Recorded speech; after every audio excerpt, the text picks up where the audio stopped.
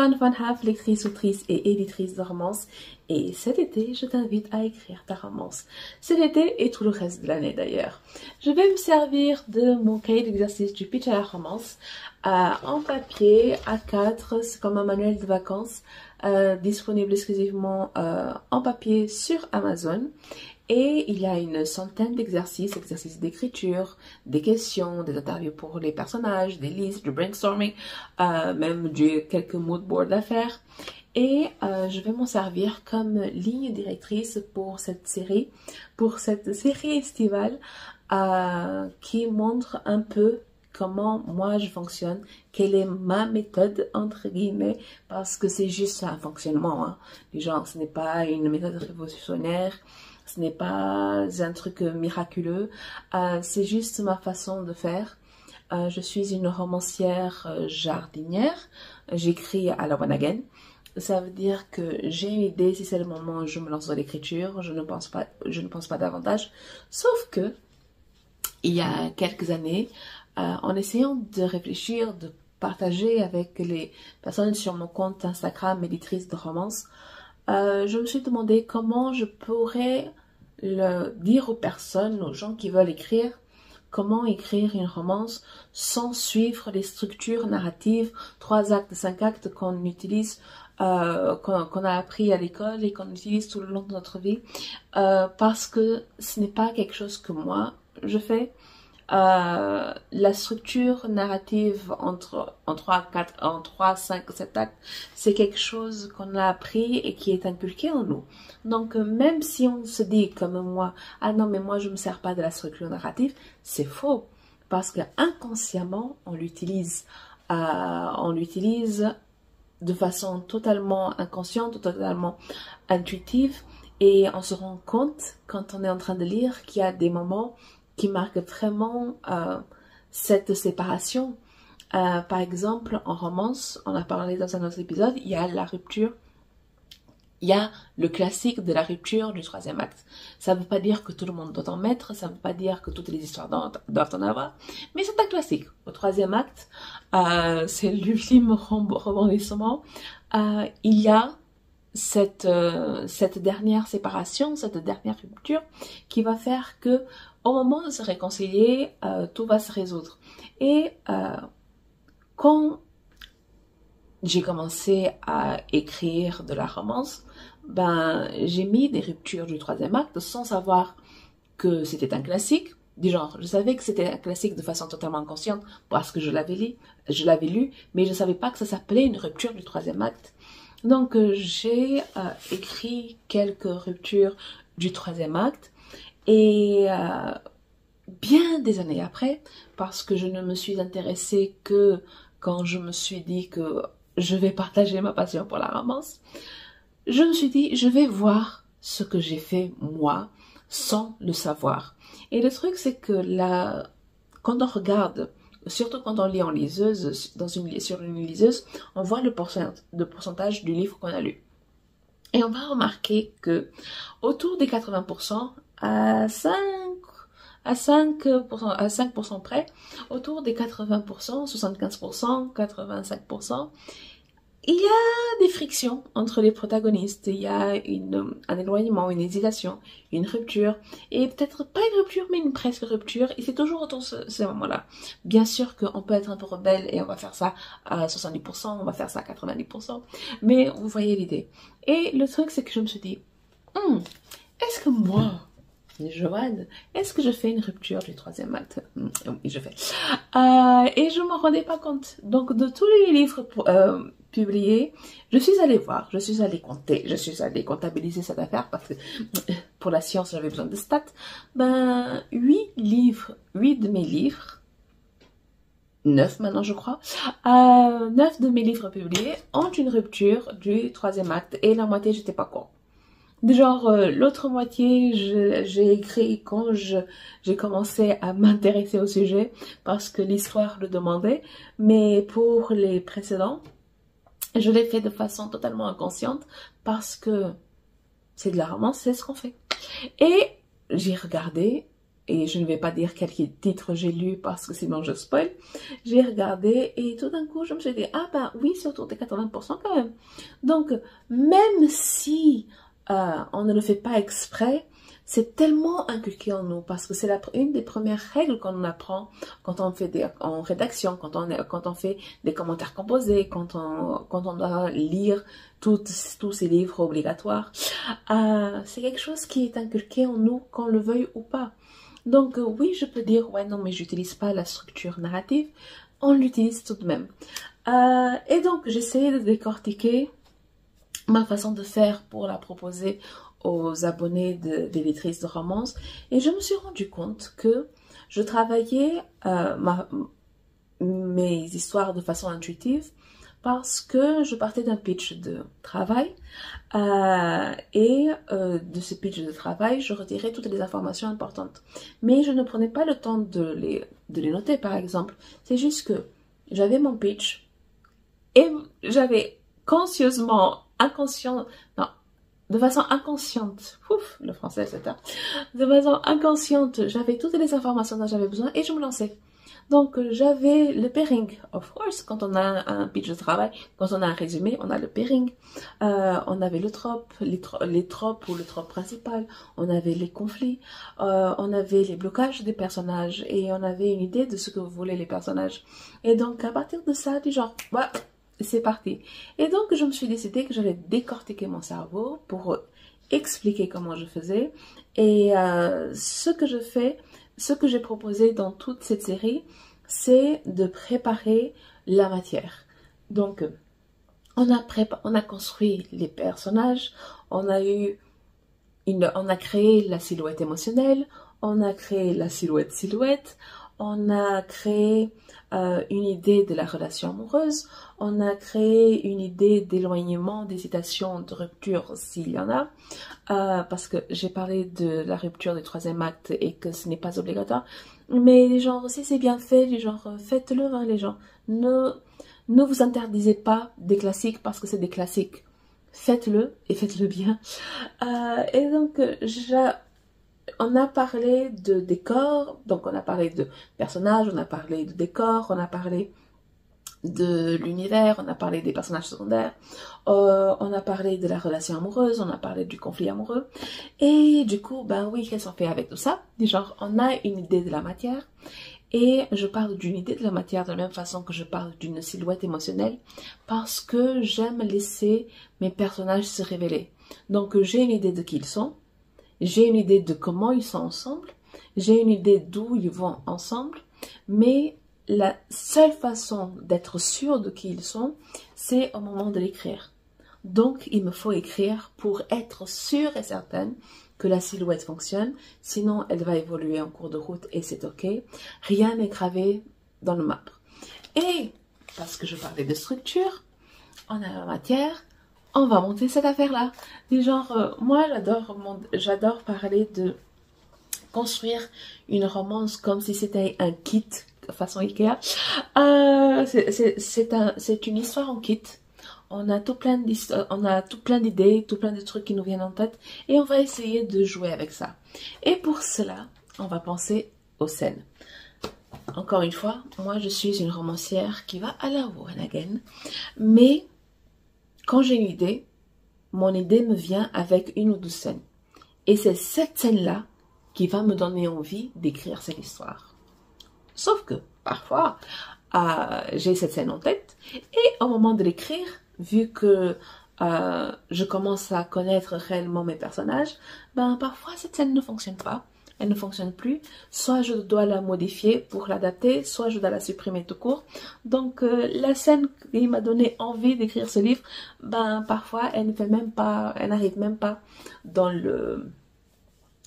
la version finale, dans la version publiée, parce que ce n'est plus cohérent, parce que ça ne fonctionne plus, parce que ce n'est pas logique, parce que ce n'est pas cohérent avec la psychologie des personnages, parce que ce n'est pas cohérent avec la situation, parce que entre-temps, il y a eu d'autres moments qui ont pu remplacer, etc., etc.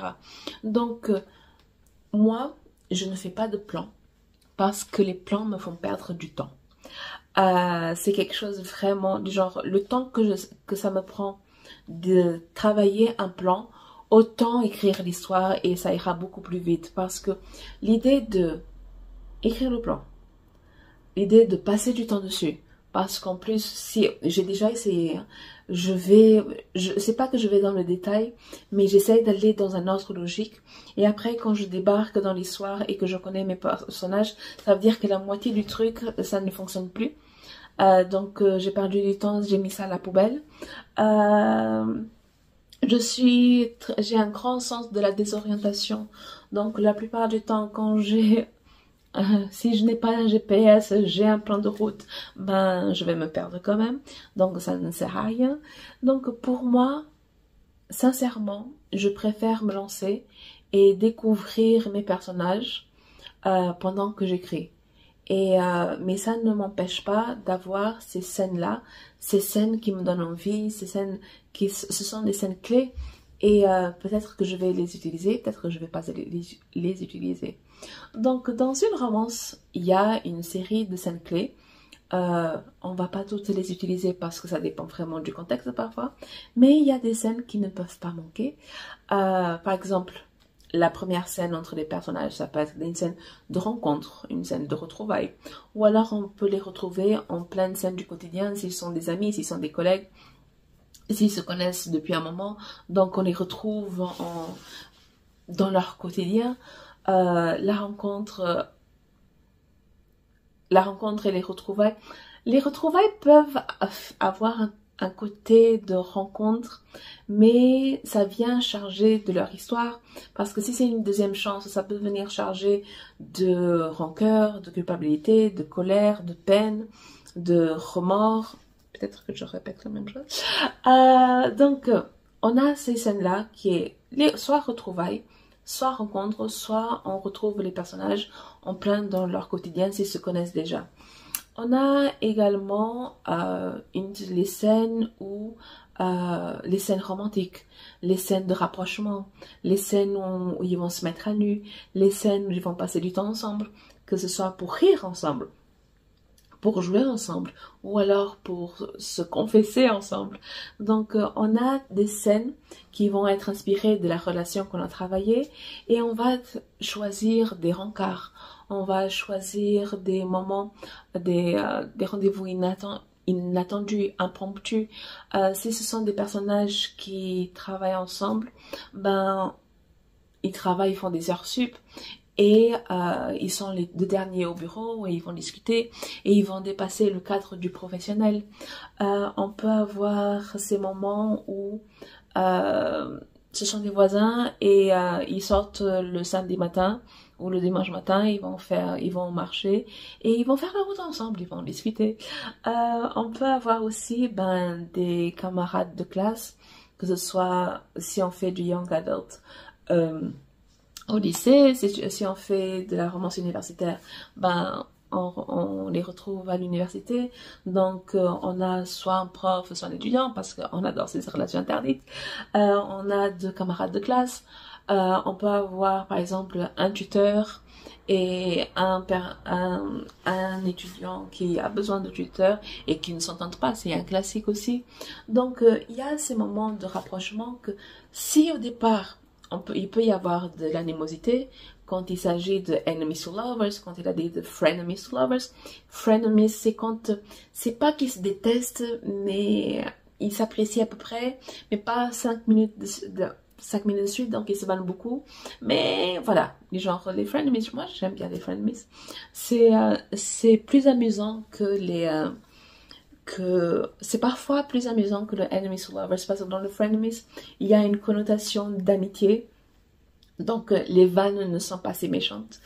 Il y a des moments de déclaration, du genre les premiers je t'aime, ou les premiers baisers, les premiers moments où ils expriment qu'ils veulent être ensemble. C'est pas juste une question de ils sont ensemble parce que la vie a fait que. Non, ils expriment qu'ils veulent être ensemble. Il y a aussi ces scènes de conflit où ils vont se disputer, où ils vont clasher, où la communication va pas se faire, etc. Donc, quand je me lance dans l'écriture d'une nouvelle histoire, même si je note quelques scènes uniquement s'il y a énormément de temps qui se passe entre mon idée et l'écriture. Par exemple, pour Kalahari, mon multivers en cours, c'est un multivers avec des séries et des one-shots intercroisés. Tous des tomes indépendants, sauf mention du contraire, mais ils sont tous des tomes indépendants. Et le truc, c'est que la première idée de la série, le premier roman que j'écris pour cette série, Promesse du bout du monde, je l'ai écrit en 2017.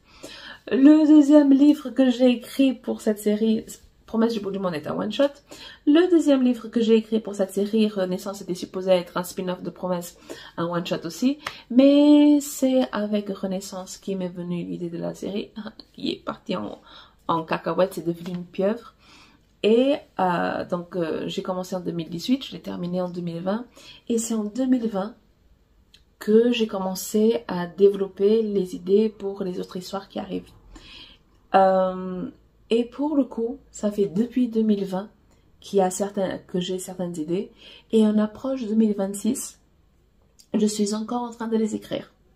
Et genre, pour terminer ce cycle qui a commencé avec Renaissance, il me manque encore 2 romans et demi. Et ces idées-là, ben, elles me viennent d'il y a 5 ans. Donc, quand il y a autant de temps qui se passe entre l'idée et l'écriture, bien sûr, je note les idées. Je prends des notes. Je ne fais pas de plan. Je m'en fous totalement de la cohérence. Je m'en fous totalement de l'ordre chronologique. Je prends juste des notes. Je note. Peu importe si la première note... La première scène que j'ai notée, c'était un truc d'hiver. Après arrive en automne. Après, c'est à nouveau l'hiver. Après, c'est le printemps. Et pourtant, c'est supposé être la même année. Je m'en fous.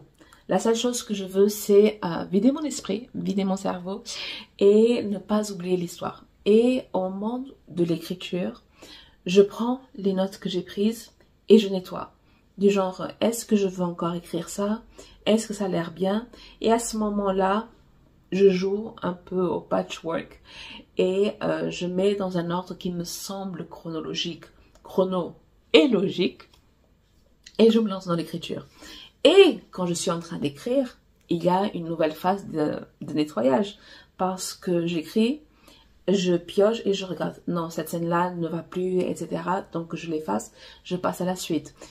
Cette scène-là, peut-être qu'elle devrait aller avant. Donc je l'écris, je supprime une autre, je change de place, etc. Donc je écris des notes. Au moment de l'écrire, au moment de me lancer, j'organise les notes.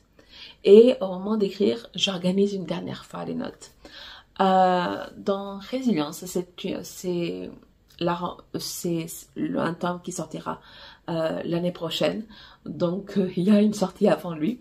Mais j'aime avoir 3-4 romans d'avance. Donc, Résilience est déjà écrit et repose depuis l'année dernière. Il y a une scène en particulier, c'est une romance MM, et dans cette scène, il y a mon héros, Bishop, qui est en Afrique du Sud et rencontre Joe, qui est propriétaire et barman d'un bar gay à Johannesburg.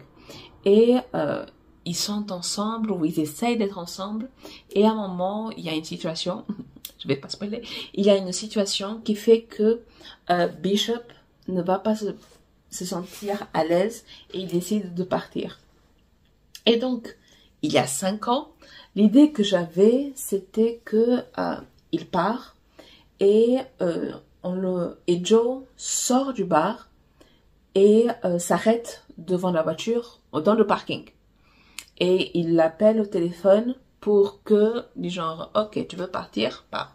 Mais ils sont au téléphone, du genre, ils ne s'approchent pas. Du genre, Joe est au milieu du parking, face à la voiture pour l'empêcher, et ils se parlent à travers le pare-brise.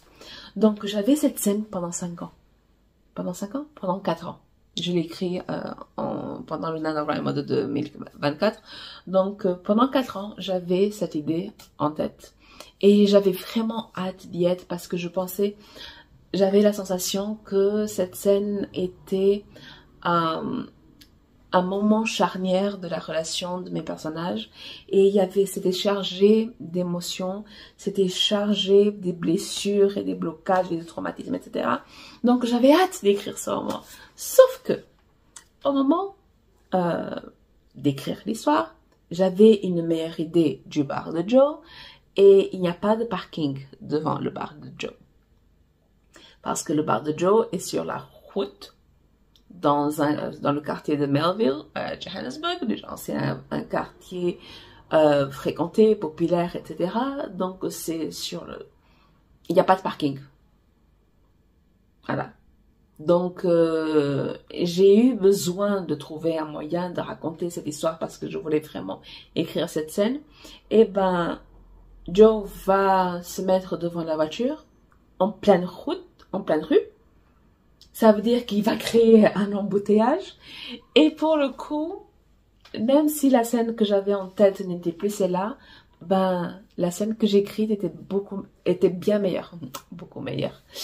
Ah, c'est comme numéro 8. La scène était bien meilleure parce que j'ai gardé les émotions que je voulais. J'ai adapté à la situation. Et ça a créé un environnement encore plus stressant parce que sur le parking, tu n'empêches personne, les gens peuvent détourner, etc. Mais en pleine rue, dans un quartier super populaire, dans un quartier nocturne super populaire, c'était fantastique. If I say so myself. Donc, mon conseil, c'est que quand on prend des notes, quand on décide de certaines scènes, etc., rien n'est gravé dans le marbre. Si ça fonctionne, tant mieux. Mais si ça fonctionne pas, lâchez prise. Abandonnez. Adaptez si vous pouvez adapter, mais parfois ça ne fonctionne pas. Ça ne fonctionne pas. Toujours pour Résilience, toujours pour Joe et Bishop, il y avait une autre scène où... Dans les notes que j'avais prises il y a 5 ans maintenant, Joe accusait Bishop de ne penser qu'à lui, la situation était telle que toute leur relation tournait autour de Bishop.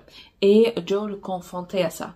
Sauf que, au moment de cette scène arrivée dans l'histoire, je connaissais pleinement mes personnages.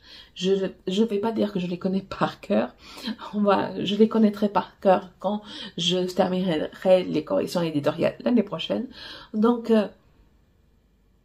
au moment où où je voulais écrire cette scène, j'ai fait, elle ne va pas fonctionner. Elle ne veut pas exister parce que jamais de l'existence Joe ne dirait un truc pareil. Jamais, jamais, jamais. Joe est du genre à prendre soin. Il est de genre à protéger. Il est celui qui prend l'initiative de protéger. Jamais il n'accuserait Bishop de prendre toute la couverture à lui. Jamais il ne ferait ça. Ce n'est pas sa personnalité, ce ne serait pas son comportement normal, naturel. Donc ce serait créer une situation, comme vous voyez certaines ruptures du 3e acte, qui sont créées à partir de rien. Elles sont créées à partir de rien. Du genre, tout d'un coup, il y a une explosion et on ne sait pas d'où ça vient. C'est juste que, on est à 80% du livre et il faut bien faire quelque chose. Et ça ne marche pas comme ça. Si ça ne fonctionne pas pour les personnages, ça ne fonctionne pas. Ça ne fonctionnera pas à la lecture. Donc, normalement, je voulais des épisodes courts. Je suis déjà quasiment à 24 minutes, mais les gens, c'est pas comme si je n'avais pas parlé de coulisses, de création, de making of. Donc, je vais essayer de résumer cette affaire-là. C'est, quand vous avez des idées de scènes, prenez les notes. Peu importe l'ordre des notes, juste prenez les notes, du genre noter, etc. Surtout si, comme moi, vous avez beaucoup de temps, d'espace entre le moment où vous avez l'idée et le moment de l'écrire. Quand vous êtes en train de vous lancer dans l'écriture de votre histoire, là, vous prenez vos notes et vous allez les nettoyer. vous allez faire un nettoyage basique, vous allez mettre ça dans l'ordre, vous allez voir ce que vous voulez garder, ce que vous voulez pas garder. Maintenant que vous avez travaillé les personnages, le décor, l'univers, etc., vous voyez ce qui va bien, ce qui ne va pas bien, etc., vous mettez de côté si vous n'êtes pas sûr. Et au moment de l'écrire, vous faites un nouveau nettoyage parce que une fois que vous êtes dedans, vous savez mieux, vous connaissez mieux vos personnages, vous connaissez mieux votre univers, vous connaissez mieux la relation amoureuse et certaines scènes ne fonctionnent plus. Donc vous allez faire un nouveau nettoyage en supprimant les scènes qui ne vont plus être cohérentes, logiques avec la situation, parce qu'une chose qui sort de la lecture, c'est quand les personnages ne sont pas logiques, quand les personnages ont des réactions qui ne sont pas logiques. Et là, on ne parle pas forcément des moments de stress, de moments de choc, d'adrénaline, etc. On ne sait pas exactement comment réagir. Mais dans la vie de tous les jours, même si c'est pour créer cette fameuse rupture du troisième acte, parfois ça ne fonctionne pas. Parfois on est en train de dénaturer le travail qu'on a fait auparavant et on est en train de détruire un personnage parce qu'on a cru qu'il fallait avoir cette rupture-là. Donc non, faites très attention à comment vous mettez en place ces scènes si vous êtes en train de respecter et de protéger vos personnages. Et les scènes que je vais vous proposer d'écrire, c'est bien sûr imaginer la première scène entre vos personnages. Est-ce une scène du quotidien où ils se connaissent déjà? Est-ce des retrouvailles, une rencontre? Imaginez 2-3 scènes de conflit, des situations de clash qui font que vos personnages pourraient être ensemble mais ne vont pas être ensemble parce qu'ils ne veulent pas être ensemble, parce qu'ils ne veulent pas être ensemble, parce qu'ils ne se sentent pas dignes d'être ensemble.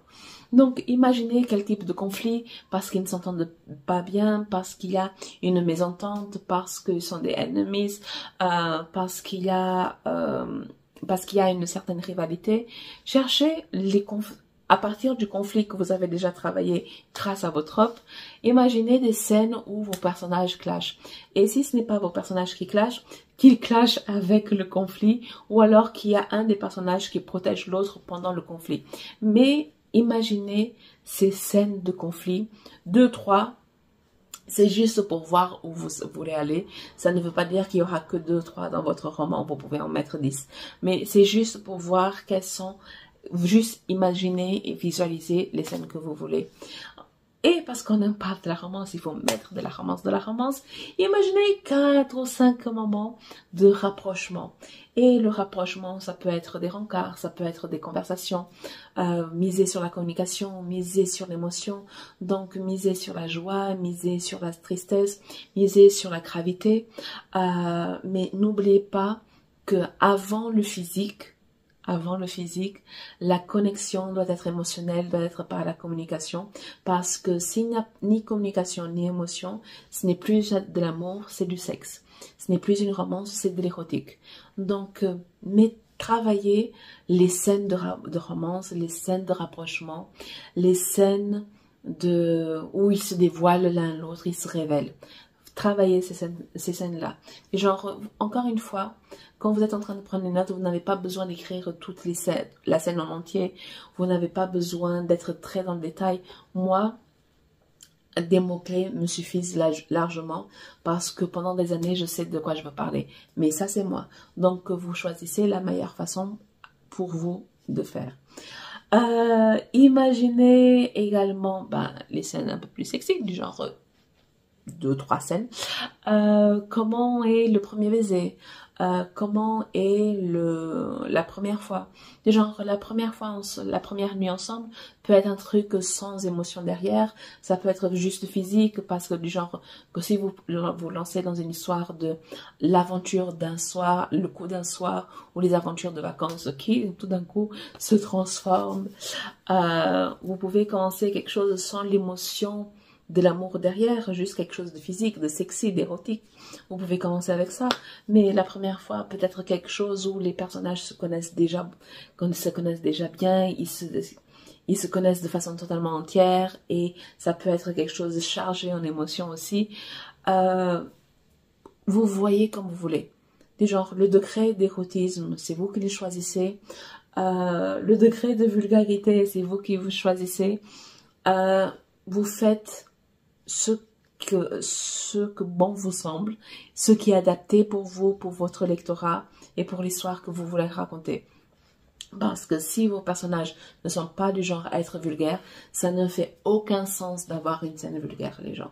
Les gens, ça fait trop déconnecté de qui ils sont réellement. Encore une fois, respecter et protéger les personnages tels qu'ils sont. Quels autres types de scènes on peut créer? On a le conflit, on a la romance, on a le sexy, on a la rencontre. S'il y a une rupture ou un éloignement ou un risque de rupture, essayez de penser à cette scène également. Et quand vous avez tout ça, encore une fois, c'est juste pour que vous ayez une idée, pour que vous puissiez avoir une idée de qui sont vos personnages. Donc, quand vous avez tout ça, vous allez essayer de mettre dans l'ordre au moment de l'écriture, vous allez essayer de mettre dans l'ordre et ce qui fonctionne, ce qui ne fonctionne pas, vous faites le tri, etc. et vous vous lancez.